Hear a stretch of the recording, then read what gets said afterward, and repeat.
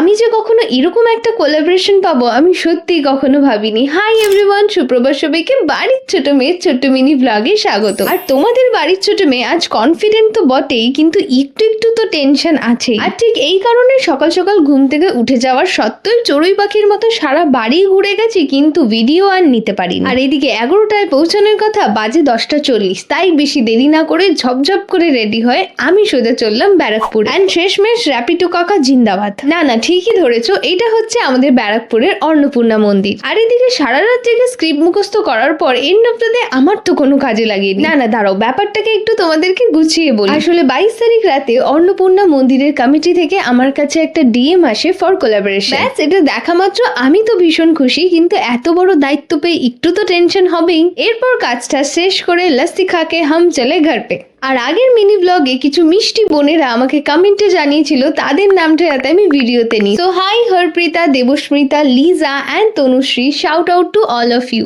আর বাড়িতে আসার পর অনেক নানা করার পর শেষমেশ পৌঁছেই গেলাম আবার জিমে। আর আজ করছিলাম আমি কোর মাসল। বিশ্বাস করো, সারা সপ্তাহ যা খাই একবারও গিল্টি ফিল হয় না, কিন্তু যখন আমি কোর মাসলের ওয়ার্কআউট করি তখন আমি ভাবি আমি সেদিন কেন এটা খেয়েছিলাম। আর এবার আমি ভেবেই নিয়েছি এবারও যদি আমার অ্যাপস না বেরোয় আমি স্কেচ পেন দিয়ে ড্র করে নেবো, ইউনো। আর তোমরা কি জানো আমি এত মোটিভেশনাল কথাবার্তা বলার পরেও শেষমেশ কি খেয়েছি? Fish fry. তো চলো আজকে লিয়ে ইতনা হি। আচ্ছা চলতা হুঁ, দুয়া में याद रखना। এরকম দুষ্টু মিষ্টি সিরিজ দেখতে হলে বাড়ির ছোট মেয়েকে সাবস্ক্রাইব করতে ভুলো না। টাটা সবাইকে, হুশ।